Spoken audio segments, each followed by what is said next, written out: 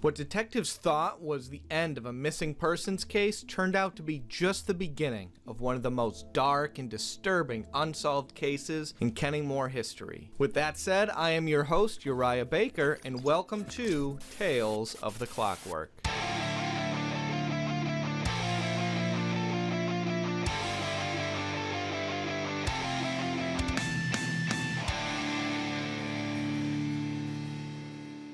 On April 16th of 1868, 62-year-old Clarence and 59-year-old Thea Shields were enjoying a typical, quiet, and relaxing night at home. As their evening was winding down, Clarence and Thea got into bed, said their goodnights, and fell asleep. Several hours later, at around 2 a.m., Thea woke up to a knocking sound. She sort of nudged Clarence, who eventually sat up, grumbling and groggy, and Thea tells him that she thought she heard some sort of knocking from downstairs. She asked him if he could please go find out where the source of this sound was coming from. Now, Clarence was sort of annoyed, but he still hopped out of bed and went downstairs to check the door. So Clarence sort of looks out the front door, and then he looks back at Thea and he gives her sort of this puzzled look before opening the door. On their doorstep was a woman crouched down, wrapped in a blanket. When Clarence opened the door, he offered the woman to come inside, but she just kept pacing back and forth saying, No, I can't, I might be contagious. A bit confused, Clarence offered to get her some water and she agreed. Meanwhile, upstairs, Thea had already contacted the authorities and called down to Clarence to see if he could find out what this person's name was. The woman would go on to identify herself as Janaki Davenport. When Thea reported this to authorities, they were shocked and rushed over to the home as quickly as they could. Janaki was actually a missing persons case that had gone cold over the last several years. And during the investigation, the police didn't find any real evidence to indicate where she might be located or if there was any type of foul play involved. But to their surprise, when the two officers arrived, sitting on the doorstep of Clarence and Thea's home was Janaki Davenport. It was reported by medical personnel that she had some chipped fingernails and these big gashes around her right wrist, but other than that, she was completely unblemished. In fact, once she arrived at the hospital, the medical examiner would say that she appeared to be in basically perfect condition. She was well fed, well hydrated, and didn't have any obvious signs of internal or external trauma on her body, other than the chipped fingernails and gashes around her wrist. While she was still in the hospital, the police came to her and asked her if she could answer some questions for them, and she agreed to talk. Janaki told the police that she had spent the last 8 months in the attic of a building a few blocks away and was kept there by her fiancé, Mikhail Volkov. Now, Mikhail was this well-respected professor of both botany, which is the study of plants, and neurology, the study of the nervous system, but Mikhail mostly focused his research on brain neurology. When Janaki went missing 14 months ago in February of 1867, Mikhail was immediately a suspect in the investigation, but he had a really solid alibi. He was rigorously interrogated by the police several times and allowed for his home to be searched. And at the end of the investigation, there wasn't any physical evidence connecting him to Janaki's disappearance. The following is a recreation of events that occurred according to Janaki's testimony. In February of 1867, Mikhail and Janaki had a routine day together and went to bed. When she woke up, she was very confused. She described this as having some sort of intensive brain fog, and Mikhail was standing over the top of her, grabbed her hand, and asked her a series of questions. He would ask her, "What is your name? What is my name? Where do you live? How old are you? What year is it?" and so on. And despite her general confusion, Janaki was able to answer all of his questions. When she did, Mikhail lifted her into this upright position, gave her a hug, and told her that he loved her. Mikhail told Janaki that she came down with this super rare illness that was affecting her memory, which is likely the reason why she has forgotten the last several months, and most importantly, this condition is extremely contagious. Mikhail said that he had spent the last several months in the hospital with her and was finally able to bring her back to recover since doctors had determined that Mikhail was immune to this condition. Janaki sort of wondered how this could be possible, but her mind was so hazy that she basically believed him, especially when she couldn't recall what had happened to her over the last several months. Mikhail told her that she had to eat this special fruit as part of her treatment because it was believed to help revitalize connections in the brain associated with her memory loss. While Janaki went along with all of this, there was still one burning question in her mind, and that was, why isn't she at home? She questioned Mikhail as to where she was, and Mikhail just sort of told her, don't worry about it, that she's in a safe place, and they had to stay here until she was no longer contagious, because it wasn't really safe for her to be out in the community around people in case she might spread this disease. The room Janaki stayed in appeared to be an attic and had several different rooms in it. The main room that she stayed in was pretty well furnished. It had cabinets with books on it that she enjoyed reading, a table for her to eat at, a couch, etc. It basically had everything that she needed in order to live comfortably. Another room off to the side was a pretty small room. It basically just had a small closet in it with some of her clothes, and there was a mattress in there. Two other doors in this attic would remain locked, and Janaki wouldn't have access to them. One of them was the door that Mikhail would enter and exit to when he was visiting Janaki, and the other one was a locked door where Mikhail would go in order to get her medicine and the fruit that she ate as part of her recovery. One day, when Mikhail was visiting, the two of them were talking, laughing, and having such a good time together that they basically forgot that Janaki was supposed to be taking her medication. When Mikhail realized this, he very quickly got up and said, "I'll be right back. You need to wait here."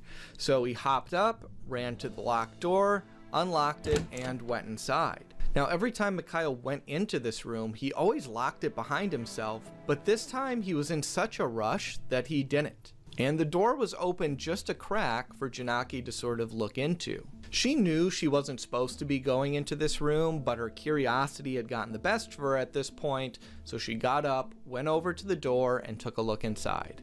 In front of Janaki was a very steep staircase that went down about 10 stairs before sharply turning to the left. She very quietly took a few steps down the stairs and sort of peeked her head down to see if she could see anything. The walls in this room were completely lined with the plants growing the fruit that she had been eating, but she noticed that Mikhail wasn't there. She walked down the stairs and saw that there was another door at the far end of the room that was open as well.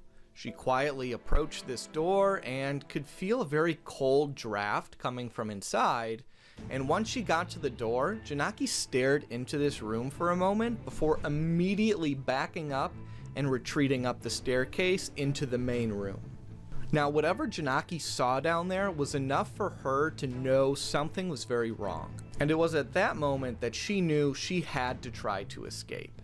Just a few minutes later, Mikhail came back into the room, gave Janaki her medicine, the fruit, and the two of them resumed their evening as if nothing ever happened. Over the next several months, Mikhail never made this same mistake again of leaving the door unlocked, but Janaki watched him very closely and began to plan her escape. One morning, when Mikhail was visiting her before he went to work at the university, Janaki told him to bring back some wine so that they could have a relaxing evening together. So that night, Mikhail comes back with the wine, and the two of them are enjoying each other's company, drinking wine until they both go to sleep. But Janaki did not go to sleep. She stayed up and waited until she heard Mikhail snoring, and then even waited a little bit longer just to make sure he was really sleeping. Once she was confident that he was in fact sleeping, she very carefully removed the keys that he kept on his waistband and walked over to the door that led out of the attic. Now, she had never really noticed the creaking sounds on the floor before, but tonight she heard them with every single step that she took. When she got to the door, she looked behind her to make sure that Mikhail was still sleeping on the mattress before she began looking through the keys and trying them in the lock. After trying several different keys that were on this keychain, her hands began to sweat, they were very shaky, and she tried to isolate the next key, but as she was about to try it in the lock, she dropped the keys on the floor. She looked back and heard Mikhail making sort of this grunting sound and saw him roll over in her direction. Panicked, she picked up the keys and frantically started trying them in the lock. Between each attempt, she would make sure to look back at Mikhail, who seemed to be getting more and more alert with every glance. After several attempts, she put another key in the lock, but this time, it turned. As she was running out of the room, she looked back one more time and saw Mikhail sitting up in bed as she bolted down the hallway. When she got to the end of the hallway, in front of her was yet another locked door. In tears, she began saying, "No, no, no, no, no, please, no," while shaking the handle of the door. She was able to try one key in the lock before she was grabbed from behind. With one hand covering her mouth, Janaki was dragged back down the hallway into the room. Mikhail put her on the mattress and he began to cry. He said that he wished that she would just get better so that they could leave and spend the rest of their lives together just like everybody else. He approached Janaki, gave her a hug, and told her that he loved her. When Janaki didn't say anything back, Mikhail pulled away and told her again, "I love you."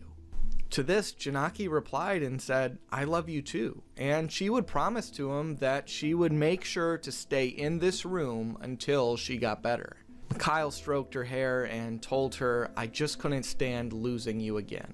The two of them embraced, and Mikhail would stay up all night watching over her while she was sleeping. When Janaki woke up in the morning, she tried to sit up but felt this tugging sensation on her arm. A large chain was wrapped around her right wrist and connected to the wall next to the mattress. She sort of pulled on it a few times, but eventually gave up when it felt pretty secure. A few hours later, Mikhail came into the room with her medication. He told her that the chain was just a safety procedure and it was there to make sure that she didn't try to escape because he really cared about everybody else in the community and didn't want her contagious disease to start spreading. Janaki smiled and agreed with Mikhail and said, "You're right, I do need to stay. This is for the best for everyone in the community." But in the back of Janaki's mind, she still knew that she needed to escape. On the night of April 16th, 1868, Janaki decided tonight will be the night. Once Mikhail left for the night, he put the chain around her wrist and he left. Janaki sat up on the mattress for what seemed like several hours to her before she began chipping away at the wood around where the chain was attached to the wall. As she dug into the wood with her fingernails, some of them were getting jagged and chipped off, but she kept digging into this wood, hoping that she would be able to get this chain out of the wall. After a significant amount of time trying to chip this wood off, she eventually gave up as her fingers were bleeding and it was too painful for her to even try to get through the wood anymore. Eventually, she sort of sat up and wrapped the chain further around her own wrist, grabbed at it with her left hand, and began to tug on the chain. But the chain was so secured into the wall that it just didn't move. In a last-ditch effort, she held up her wrist that was attached to the chain and began digging her fingers into her own skin, making these huge gashes in her wrist. With her wrist and hand covered in blood, she grabbed her forearm and just began to tug. And after several big pulls, Janaki's hand slipped free from the chain. She grabbed the blanket off the mattress, wrapped it around herself, and ran for the door. Janaki kicked through the first door that had been locked, ran down the hallway, and then barged through the next. Through that door was a staircase that spiraled downwards, and she ran all the way down and out this building. She ran down the road for another few blocks before she ended up stopping and knocking on the door of Clarence and Thea.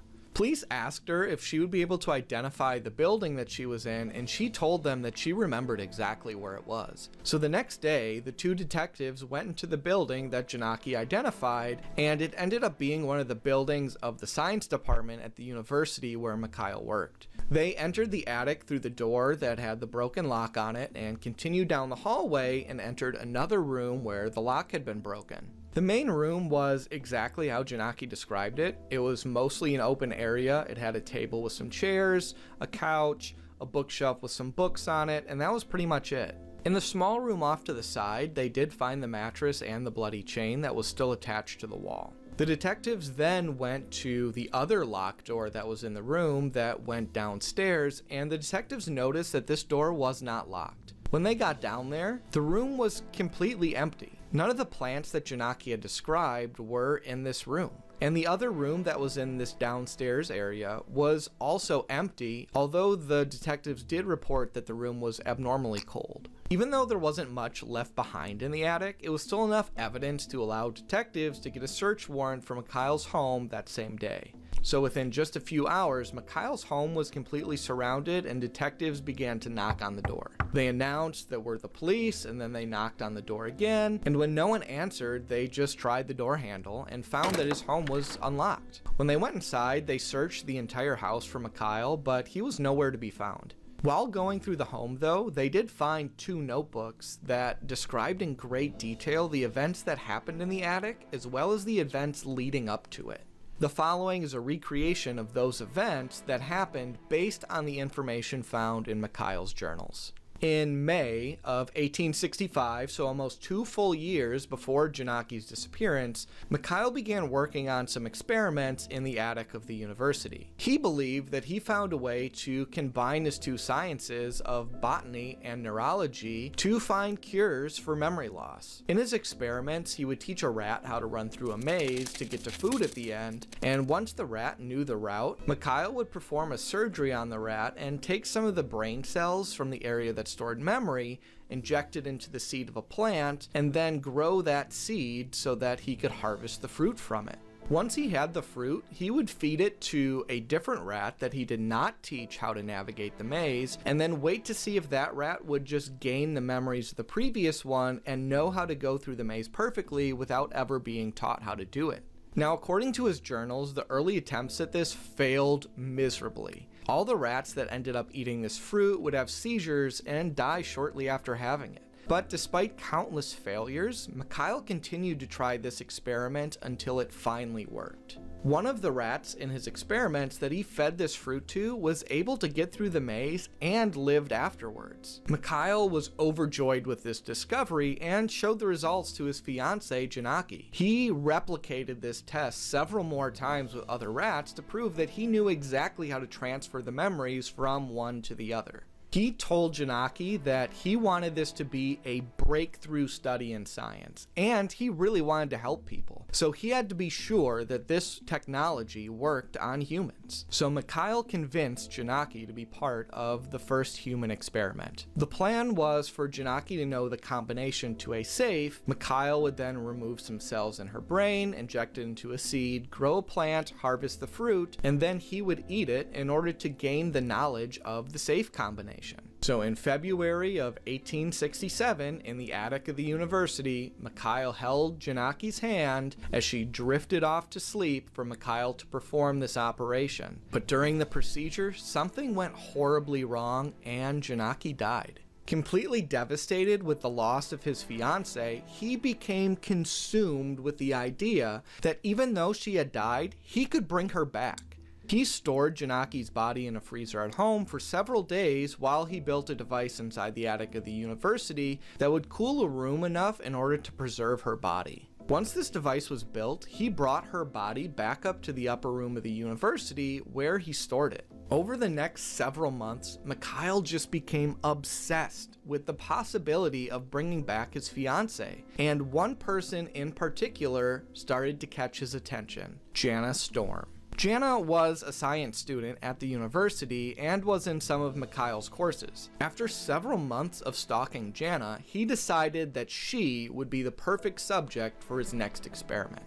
One night, while Jana was out with friends at Riveter's Bar, she decided to leave early and was waiting outside for her ride. When a car pulled up, she seemed to recognize who was driving, waved, and approached the vehicle. It was Mikhail driving that car. The two had a brief conversation before Mikhail offered her a ride home. So Jana sort of turned towards her friends who were watching out the window of the bar. She waved to them, and then she got into the car with Mikhail. He would tell Jana that they needed to stop at the university to pick up some things before taking Jana home, and Jana agreed. When they arrived, Jana followed Mikhail up to the attic of the university when he approached her from behind, covered her face, and knocked her out. While Jana was unconscious, he inserted a feeding tube into her stomach where he fed her the fruit made from the brain cells of his dead fiancée, Janaki. When she woke up in the attic, she would be able to answer all of Mikhail's questions correctly. Her name, his name, where she lived, everything, and Mikhail was overjoyed. His experiment had worked and he had successfully transferred Janaki's memories into Jana.